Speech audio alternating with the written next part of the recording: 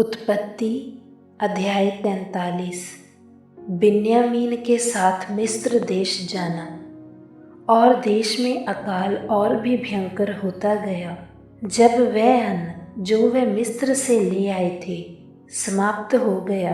तब उनके पिता ने उनसे कहा, फिर जाकर हमारे लिए थोड़ी सी भोजन वस्तु मोल ले आओ। और यहूदा ने उससे कहा, उस पुरुष ने हमको चेतावनी देकर कहा था कि यदि तुम्हारा भाई तुम्हारे संग न आए तो तुम मेरे सम्मुख न आने पाओगे। इसीलिए यदि तू हमारे भाई को हमारे संग भेजे तब तो हम जाकर तेरे लिए भोजन वस्तु मोल ले आएंगे, परंतु यदि तू उसको ना भेजे तो हम ना जाएंगे, क्योंकि उस पुरुष ने हमसे कहा कि यदि तुम्हारा भाई तुम्हारे संग ना हो तो तुम मेरे सम्मुख ना आने पाओगे। और इज़राइल ने कहा, तुमने उस पुरुष को ये बताकर कि हमारा एक और भाई है क्यों मुझसे बुरा बर्ताव किया है।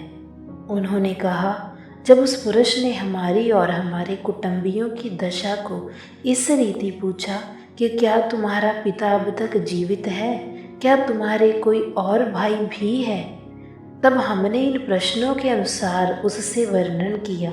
फिर हम क्या जानते थे कि वह कहेगा कि अपने भाई को यहाँ ले आओ। फिर यहूदा ने अपने पिता इज़राइल से कहा, उस लड़के को मेरे संग भेज दे कि हम चले जाएं। इससे हम और तू और हमारे बाल बच्चे मरने ना पाएंगे, वरना जीवित रहेंगे। मैं उसका जामिन होता हूँ, मेरे ही हाथ से तू उसको वापस लेना।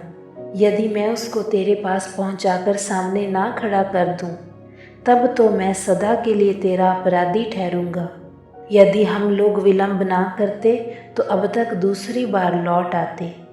तब उनके पिता इज़राइल ने उनसे कहा, यदि सचमुच ऐसी ही बात है तो ये करो, इस देश की उत्तम उत्तम वस्तुओं में से कुछ कुछ अपने बोरों में उस पुरुष के लिए भेंट ले जाओ, जैसे थोड़ा सा बलसान और थोड़ा सा मधु और कुछ सुगंध द्रव्य और गंधरस, पिस्ते और बादाम। फिर अपने अपने साथ 2 रुपया ले जाओ, और जो रुपया तुम्हारे बोरों के मुंह पर रखकर लौटा दिया गया था उसको भी लेते जाओ, कदाचित ये भूल से हुआ हो। अपने भाई को भी संग लेकर उस पुरुष के पास फिर जाओ, और सर्वशक्तिमान ईश्वर उस पुरुष को तुम पर दयालु करेगा, जिससे कि वह तुम्हारे दूसरे भाई को और बिन्यामीन को भी आने दे, और यदि मैं निर्वंश हुआ तो होने दो। तब उन मनुष्यों ने वह भेंट और 2 रुपया और बिन्यामीन को भी संग लिया और चल दिए, और मिस्र में पहुंचकर यूसुफ के सामने खड़े हुए। उनके साथ बिन्यामीन को देखकर यूसुफ ने अपने घर के अधिकारी से कहा, उन पुरुषों को घर में पहुंचा दो और पशु मार के भोजन तैयार करो, क्योंकि वह लोग दोपहर को मेरे संग भोजन करेंगे। तब वह अधिकारी पुरुष यूसुफ के कहने के अनुसार उन पुरुषों को यूसुफ के घर ले गया। जब वे यूसुफ के घर को पहुंचाए गए तब वे आपस में डरकर कहने लगे, जो रुपया पहली बार हमारे बोरों में लौटा दिया गया था उसी के कारण हम भीतर पहुंचाए गए हैं, जिससे कि वह पुरुष हम पर टूट पड़े और हमें वश में करके अपने दास बनाए और हमारे गदहों को भी छीन ले। तब वह यूसुफ के घर के अधिकारी के निकट जाकर घर के द्वार पर इस प्रकार कहने लगे, हे हमारे प्रभु, जब हम पहली बार अनमोल लेने आए थे तब हमने सराय में पहुंचकर अपने बोरों को खोला तो क्या देखा कि एक एक जन का पूरा पूरा रुपया उसके बोरे के मुंह पर रखा है।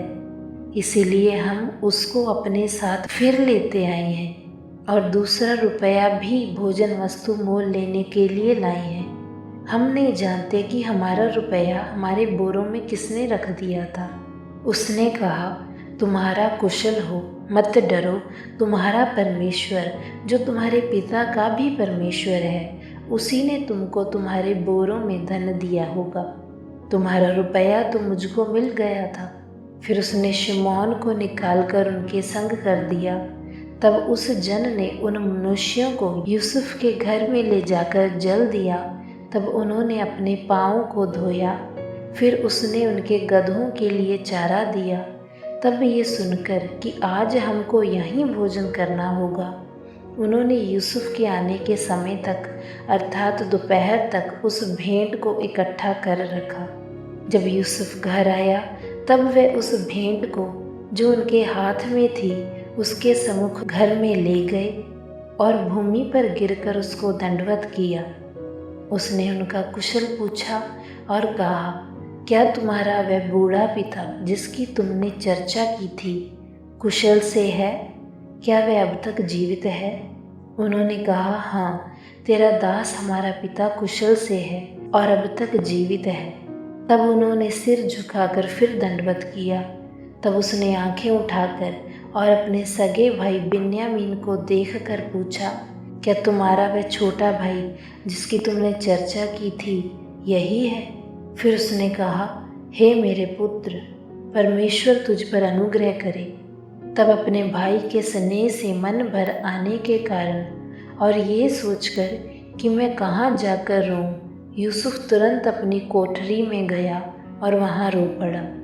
फिर अपना मुंह धोकर निकल आया और अपने को शांत कर कहा, भोजन परोसो। तब उन्होंने उसके लिए तो अलग और भाइयों के लिए भी अलग और जो मिस्त्री उसके संग खाते थे उनके लिए भी अलग भोजन परोसा, इसीलिए कि मिस्त्री इर्बियों के साथ भोजन नहीं कर सकते, वरन मिस्त्री ऐसा करना घृणित समझते थे। और यूसुफ के भाई उसके सामने बड़े बड़े पहले और छोटे छोटे पीछे अपनी अपनी अवस्था के अनुसार क्रम से बिठाए गए। ये देख वे विस्मित होकर एक दूसरे की ओर देखने लगी। तब यूसुफ अपने सामने से भोजन वस्तुएं उठा उठा के उनके पास भेजने लगा और बिन्यामीन को अपने भाइयों से 5 गुना अधिक भोजन वस्तु मिली और उन्होंने उसके संग मनमाना खाया पिया।